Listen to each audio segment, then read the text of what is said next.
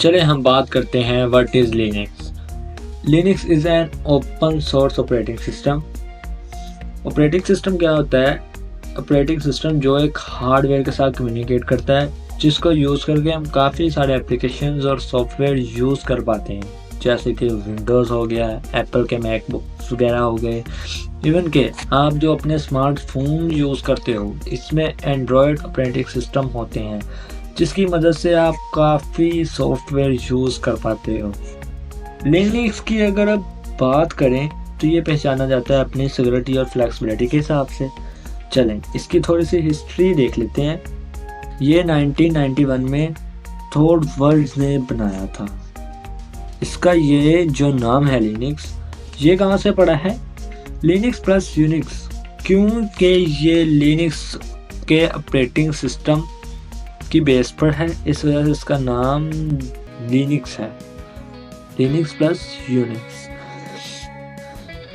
Linux based जो operating system होते हैं वो डेस्कटॉप या बड़े बड़े सिस्टम पर भी यूज़ किए जाते हैं। हमने अपनी फाइल में देखा था कि लिनक्स यूनिक्स के ऊपर बेस है, तो ये यूनिक्स क्या है?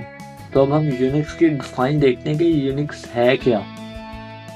Unix is a powerful multi use multi tasking operating system. ये भी एक ऑपरेटिंग सिस्टम है जो कि 1970 में AT&T बेल लैब्स ने बनाई। अब बात करते हैं लिनक्स वर्सेस यूनिक्स की। लिनक्स जो है वो यूनिक्स की बेस पर बना हुआ है, तो क्या हम डायरेक्टली यूनिक्स को भी यूज नहीं कर सकते? What is the basic difference? अब बात करते हैं इसमें डिफरेंस क्या है। पहला, Unix is the licensed. Unix जो है अगर हम इसको यूज करना है तो इसको हमें परचेज करना पड़ेगा। यूनिक्स को अगर हमें यूज करना है तो इसे हमें परचेज करना पड़ेगा। परचेज मतलब खरीदना पड़ेगा। अगर हम लिनक्स की बात करें तो ये ओपन सोर्स है।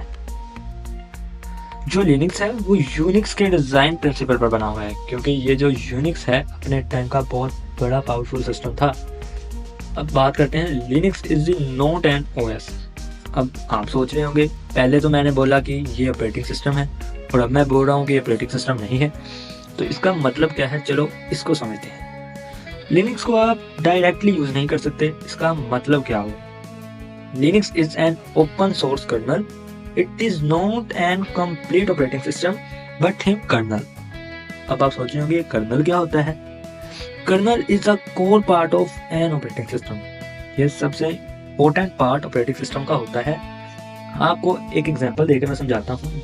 जैसे कि हमारे पास एक कार होती है, वो कार का कोर पार्ट, कोर सिस्टम क्या होता है? कार का इंजन। विदाउट कार इंजन तो कार का इंजन जो होता है वो विदाउट इंजन तो कार का कोई फायदा नहीं है। यानी अब हमने कार ली है, उसका इंजन नहीं है हमारे पास, हमें उसका कोई फायदा नहीं जब तक उसके अंदर इंजन नहीं होगा। जो भी परफॉर्मेंस है आपकी कार की वो इंजन पर डिपेंड करती है। जो लिनक्स कर्नल है दैट इज कार इंजन। जो लिनक्स का इंजन है यानी कर्नल वो ओपन सोर्स है। अब बाकी कंपनीज क्या करती हैं? इस इंजन के प्रोसेस को कॉपी करके अपनी खुद की कार बना रही हैं। लेट्स से ये कर्नल हो गया। अब कर्नल को यूज करके डिफरेंट कंपनीज अपनी कार बना रही हैं, जैसा कि लिनक्स उबुंटू, लिनक्स सेंटोस। ये मैंने अपने कार में नाम दे दिए। अब देखो इंजन तो बस होता नहीं है कार में। अब इंजन के साथ साथ जो कार में और फैसिलिटीज होती हैं, यानी जो फीचर्स होते हैं वो अलग अलग टाइम के अलग अलग हो सकते हैं। यानी वो अलग अलग टाइम के अलग अलग हो सकते हैं। किसी कार की ब्रांड में सिक्योरिटी ज़्यादा हो सकती है, किसी की पावर में ज़्यादा सिक्योरिटी हो सकती है, यानी डिफरेंट फीचर्स आ जाते हैं।